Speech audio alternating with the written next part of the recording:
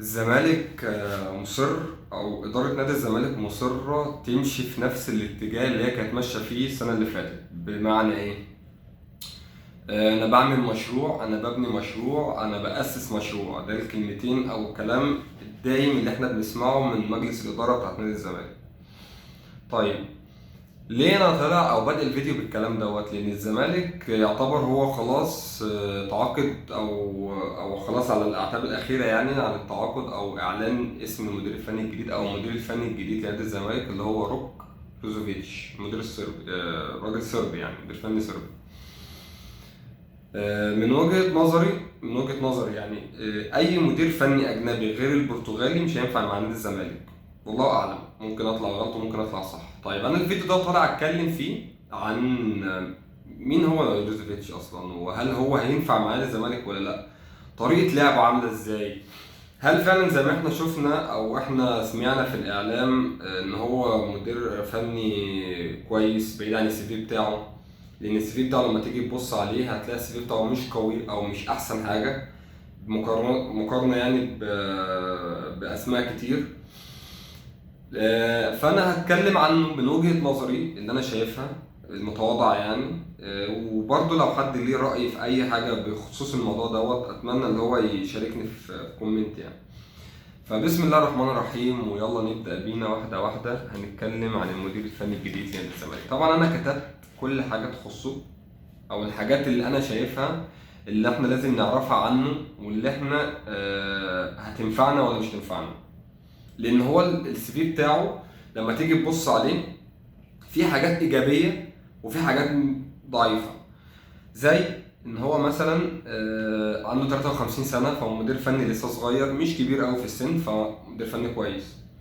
طيب، ايه الميزات بتاعته او هو درب فين اصلا؟ هو من وجهة نظري او هو في السي في بتاعه مكتوب فيه او هو درب فرق عربية زي الفيحاء السعودي، الفيصلي السعودي، الظفرة الاماراتي، والاتحاد الاماراتي.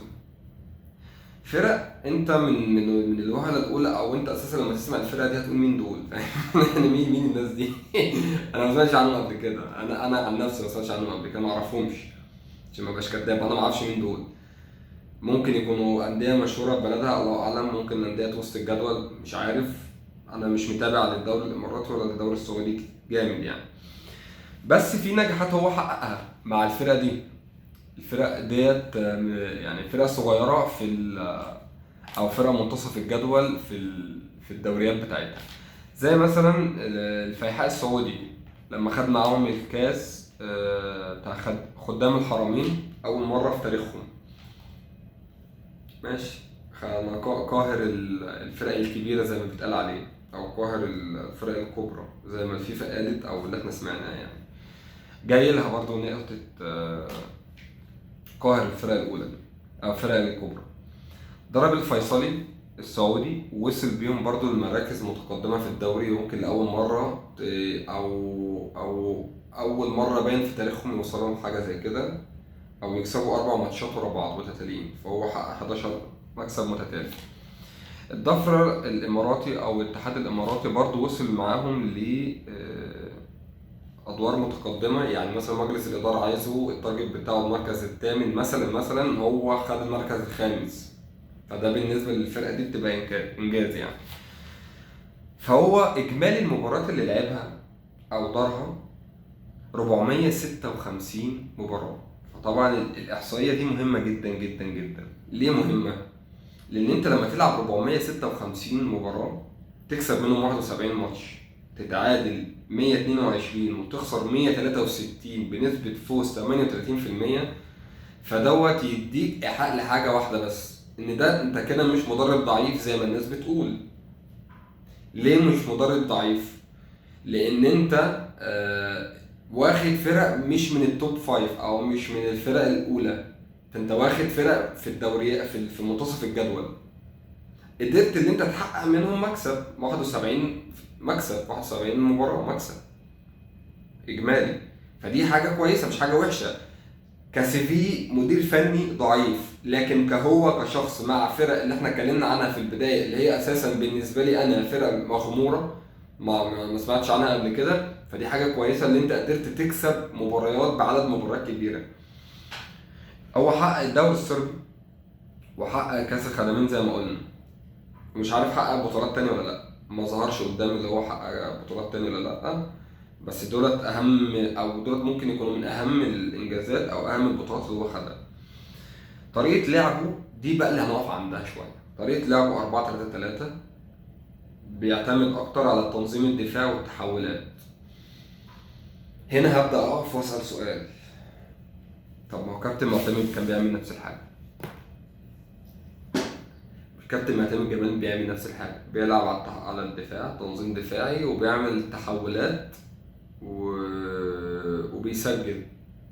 كنت في فترة من الفترات في أواخر الدوري كنت أقوى خط هجوم ومن أقوى خط دفاع باللعيبة اللي عندي.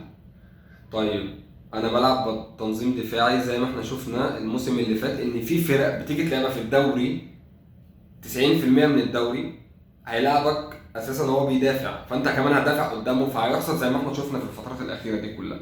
طب وهل أنت لما هتبدأ تدافع أو هتلعب بالخطة الدفاعية دي من أول الموسم لحد آخره هل اللعيبه بتاعتك هتستحمل؟ برضه ده سؤال. طب طالما انت هتجيب مدير فني اجنبي هتديله بالدولار عقده 800,000 دولار هو والجهاز بتاعه، طالما هتديله مرتب بالدولار عشان يقدم لك الحاجه اللي كان بيقدمها لك المدير الفني المصري اللي هو كابتن معتمد جمال، جايبه بناء على ايه؟ مش عارف. اصل خطه لعبه تمشي مع نادي الزمالك في الفتره الحاليه. طب ما هو انت عندك واحد بيقدم لك نفس الحاجه، انت مشيته ليه؟ فدي علامة استفهام من علامات الاستفهام اللي احنا هنحطها وهنتكلم فيها. شخصيته الصحف او لما انا بحثت عنها كمدرب شخصية، هو مدرب شخصية صارمة، يعني هو مدرب فني قوي مع اللعيبة، ما عنده حتة الالتزام، عنده ما بيجاملش لعيبة، بيلتزم جدا بالخطة بتاعته والخطة التكتيكية اللي هو بيحطها مع اللعيبة، فدي حاجة إيجابية شوية ان انت عندك مدير فني هو قوي يقدر يسيطر على اللعيبه اللي عندك اللي هي اساسا ما بتاخدش فلوسها. بس هل انت هتقدر تسيطر على لاعب او على حد هو ما بياخدش فلوسه؟ مش عارف. دي في نقطه فيه مهمه جدا جدا جدا جدا، ودي بالنسبه لي من مميزاته اللي هي ايه؟ بيفضل العمل الهادئ بعيد عن الاعلام، يعني ما بيتكلمش في الاعلام كتير او ما عندوش حته اللي انا اطلع اتكلم في الاعلام كل شويه. دي بالنسبه لي حاجه مهمه جدا جدا جدا لنادي الزمالك، لان كل مشاكلك في نادي الزمالك بتطلع. فتخيل انت عندك مدير فني هو اصلا ما بيحبش يطلع في الاعلام، ما بيحبش يتكلم كتير، ما بيحبش يطلع تصريحات كتير، فديت هتبقى حاجه ايجابيه لان هو يقدر يقفل على الفرقه مع جين ادوار وكابتن عبد الناصر محمد. طب نقاط القوه اللي عنده ايه؟ تنظيم الدفاع بتاعه حلو جدا جدا، بيحب عمل الفريق، يعني بيحب او مش بيحب، هو بيجيد اللعب مع الفرق اللي امكانياتها متوسطه. ده نفس اللي انا كنت بقوله لك فوق، اللي هو مسك فرق في نص الجدول مش فرق في الخمسه توب فايف، فهو بيمسك في منتصف الجدول فبيقدر يعمل معاهم احسن نتيجه اللي هو يطلع بيهم مركز او مركزين. طب هل انت كنادي الزمالك في منتصف الجدول؟ لا، انت من التوب فايف في الدوري، فانت مطالب ان انت تاخد اول او تاني. طب انا السنه اللي فاتت خدت اول، هل السنه دي هتديني ايه؟ هترجعني تاني ولا هترجعني تالت ولا هاخد برضو اول؟ الله اعلم، ده اللي هنشوفه مع الوقت. في حته برضو ميزه عنده اللي هو بيقدر يطور الشباب من قطاع الناشئين وبيطلع، وعنده عينه حلوه يعني في الناشئين. دي ممكن اقول لك حاجه كويسه جدا في ان هو يقدر يطور اللعيبه الناشئين اللي عندك، لان انت 90% من او 80% من القائمه بتاعتك السنه الجديده بنسبه كبيره هي الناشئين زي السنه اللي فاتت، فهل هتقدر تطور اللعيبه دي؟ انت السي في بتاعك بيقول ان انت تقدر تطوره. طب نقطه الضعف اللي عنده اللي هو ما بيقدمش الكرات الهجوميه الممتعه اللي احنا مستنيينها، واحيانا بيتحفظ قدام الفرق الكبيره، ودي حط تحتيها 1000 خط، حط تحتيها خط واقفل الدفتر بتاعي واحط اقفل القلم عشان ده حبر ما يخلص. او الحبر بتاعه يطير، معرفش ايه الفايده، بس ما علينا. بيتحفظ قدام الفرق الكبيره. منين هو بيتحفظ قدام الفرق الكبيره ومنين هو قاهر الفرق الكبيره؟ مش عارف. طب ما هو انت لما تتحفظ قدام الفرق الكبيره، لما تلعبها بخطه دفاعيه بحته، طبيعي هيسجلوا فيك بالعافيه حتى لو انت قدامك مين. احنا كمنتخب مصر لما لعبنا قدام اسبانيا بطل العالم ماتش ودي ولعبنا بخطه دفاعيه ما قدروش يسجلوا فينا. فهل دي ميزه؟ انا مش عارف. طب مين الفرق القويه او الفرق الكبيره اللي انت هتلعبها في الدوري؟ اهلي، بيراميدز، هتتحفظ قدامهم. طب وباقي الفرق؟ مش عارف. طب في دوري الابطال مين الفرق الكبيره اللي انت ممكن تلعبها؟ هتلاقي الوداد وتلاقي الترجي، مش عارف ده هيشارك ولا لا. الوداد، الترجي، الرجاء. مين تاني؟ فرقه كبيره في افريقيا. متهيألي هم دول اقوى فرق يعني، فاهم؟ فهل انت هتقدر تلعبهم بشكل اكبر؟ مش عارف. من وجهة نظري مدير فني كاسيفي او كاسيفي سيرة ذاتية بالنسبة لمدربين كتير فهو اضعفهم، لكن في كذا ميزة فيه يخليني اطمن شوية، مش اطمن، استبشر خير في الشخصية دي. ان هو بيقدر يستغل الفرص اللي قدامه، بيقدر يطور من اللعيبة اللي معاه. فهل هيقدر يطور مع لعيبه عندك في نادي الزمالك انت اصلا عندهم مشاكل في المرتبات بتاعتهم وفي العقود بتاعتهم اللي هم ما بياخدوش فلوس؟ الله اعلم.